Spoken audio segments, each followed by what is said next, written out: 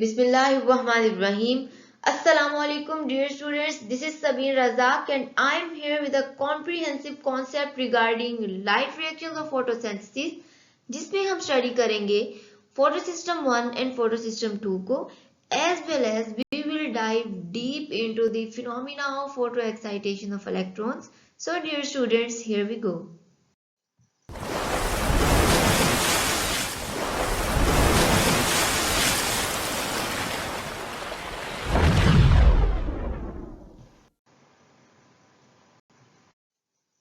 First of all, dear students, I have a question for all of you and the question is where do light reactions take place? Light reactions कहाँ पर होते हैं?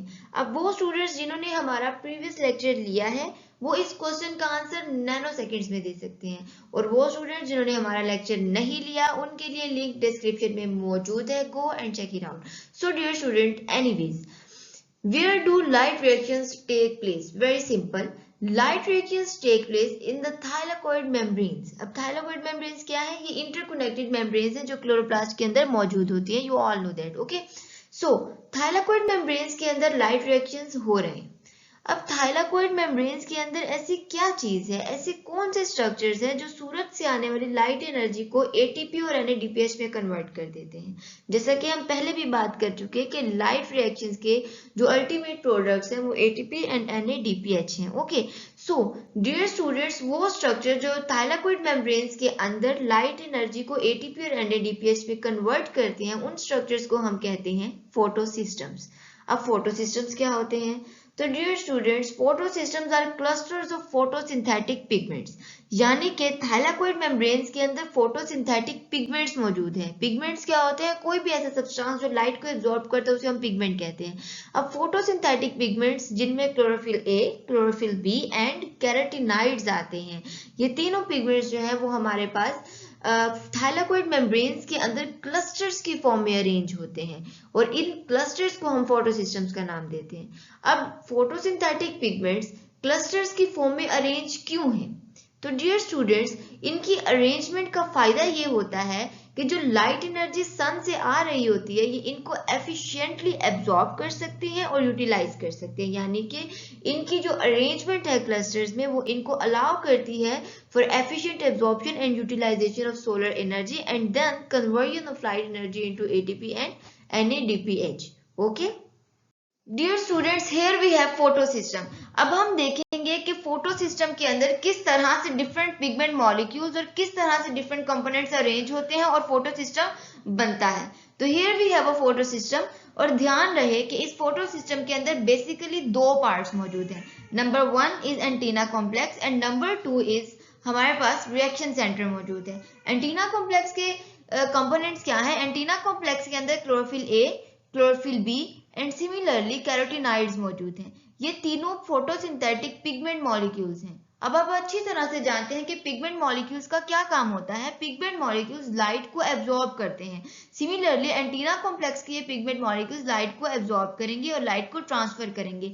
इसीलिए हम कहते हैं कि antenna complex light harvesting antenna है क्योंकि ये लाइट कलेक्टिंग पार्ट है फोटोसिस्टम का. ठीक हो गया.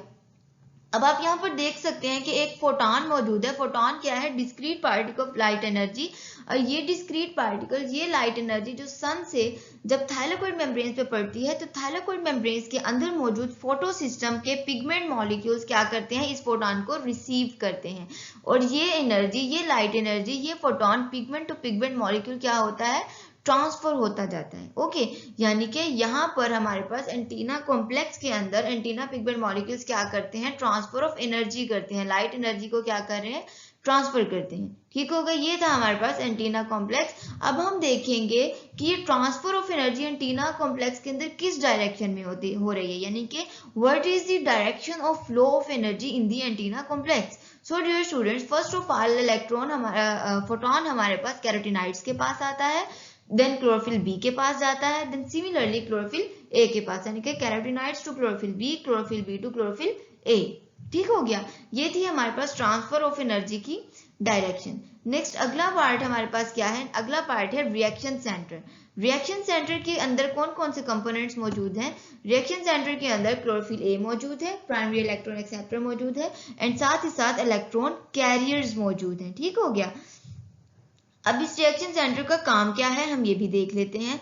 डियर स्टूडेंट्स, ये आपको रिएक्शन सेंटर दिखाया गया है जिसके अंदर हमारे पास ये पोर्शन आता है, ये पोर्शन आता है, और इसके बाद हमारे पास इलेक्ट्रॉन कैरियर्स आते हैं जो कि इलेक्ट्रॉन ट्रांसपोर्ट सिस्टम का हिस्सा होता है। यहाँ पर दिखाए नहीं गए, हम इसको डिटेल से कहाँ पर देखेंगे, जब हम जी स्कीम पढ़ेंगे तब देखेंगे। ओके, सो डियर स्टूडेंट्स, यहाँ पर हमारे पास रिएक्शन सेंटर का क्लोरोफिल ए मॉलिक्यूल मौजूद है। अब लाइट जब क्लोरोफिल ए से एंटीना कॉम्प्लेक्स के पिगमेंट मॉलिक्यूल से रिएक्शन सेंटर के अंदर एंटर होती है तो रिएक्शन सेंटर का पिगमेंट मॉलिक्यूल अपने एक इलेक्ट्रॉन को एक्साइट कर देता है, यानी कि रिएक्शन सेंटर के पिगमेंट मॉलिक्यूल के अंदर मौजूद एक इलेक्ट्रॉन इस फोटॉन को एब्जॉर्ब करता है और अनस्टेबल हो जाता है, क्योंकि फोटॉन को एब्जॉर्ब करने से इलेक्ट्रॉन की एनर्जी इंक्रीज हो जाती है, और जब किसी चीज की एनर्जी इंक्रीज होती है तो वो अनस्टेबल हो जाता है, उसकी पोटेंशियल एनर्जी इंक्रीज हो जाती है और वो मूव कर जाता है लोअर एनर्जी ऑर्बिटल से हायर एनर्जी ऑर्बिटल की तरफ। इस प्रोसेस को हम लोग कहते हैं फोटो एक्साइटेशन ऑफ इलेक्ट्रॉन्स। ठीक है, अब ये photo excited electron primary electron acceptor के पास जाता है, यानी कि प्राइमरी इलेक्ट्रॉन एक्सेप्टर इन इलेक्ट्रॉन्स को क्या करते हैं, रिसीव करते हैं, एंड देन इसके बाद हमारे पास डी एक्साइटेशन का प्रोसेस शुरू होता है।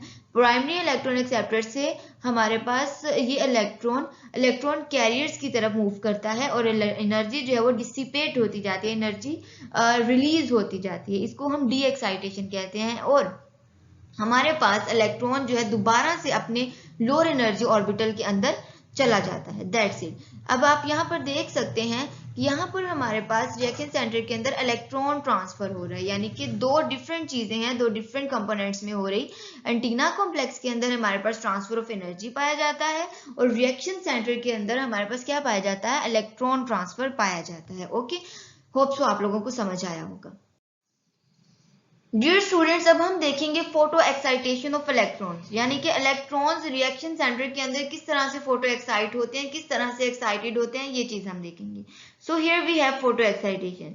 डियर स्टूडेंट्स, आप देख सकते हैं यहाँ पर हमारे पास एक पिगमेंट मॉलिक्यूल मौजूद है, और इस पिगमेंट मॉलिक्यूल के अंदर क्या मौजूद है, इलेक्ट्रॉन्स मौजूद है। ठीक हो गया। अब हमारे पास सूरज से आने वाली जो एनर्जी है फोटॉन की फॉर्म में, यानी कि लाइट एनर्जी का एक फोटॉन जब इस पिगमेंट मॉलिक्यूल के अंदर एब्जॉर्ब होता है तो यहाँ पर मौजूद एक इलेक्ट्रॉन क्या करता है, इस फोटॉन की एनर्जी को, इस फोटॉन को एब्जॉर्ब कर लेता है, और जैसे ही इलेक्ट्रॉन फोटॉन को एब्जॉर्ब करता है तो क्या होता है, इसकी एनर्जी जो है वो इंक्रीज हो जाती है, और जब एनर्जी इंक्रीज होती है तो इलेक्ट्रॉन अनस्टेबल हो जाता है, तो ये अपने लोअर हमारे पास ग्राउंड स्टेट से एक्साइटेड स्टेट में मूव कर जाता है, यानी कि लोअर एनर्जी ऑर्बिटल से हायर एनर्जी ऑर्बिटल की तरफ मूव कर जाता है। ठीक हो गया।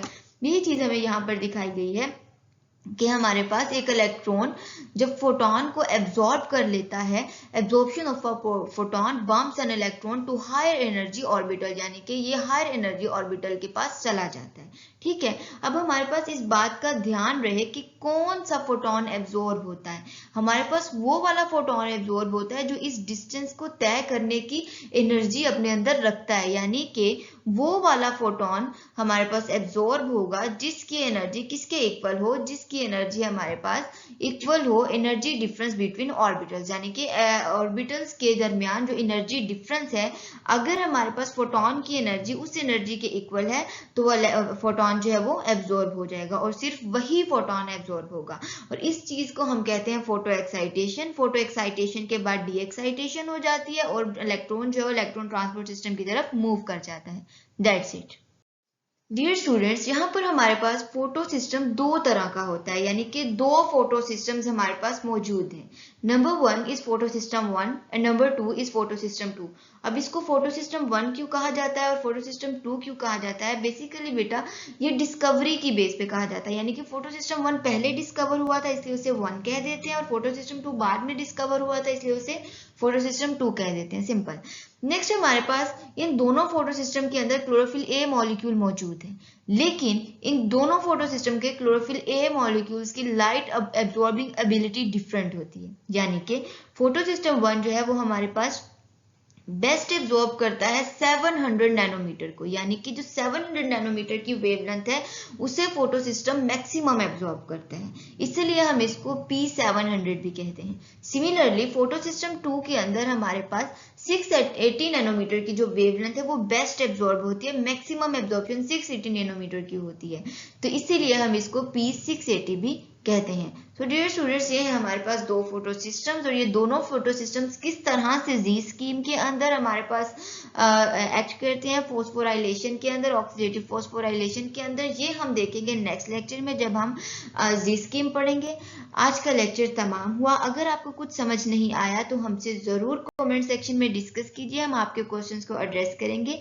तब तक के लिए अल्लाह हम सबका हामी और नासिर हो। आमीन।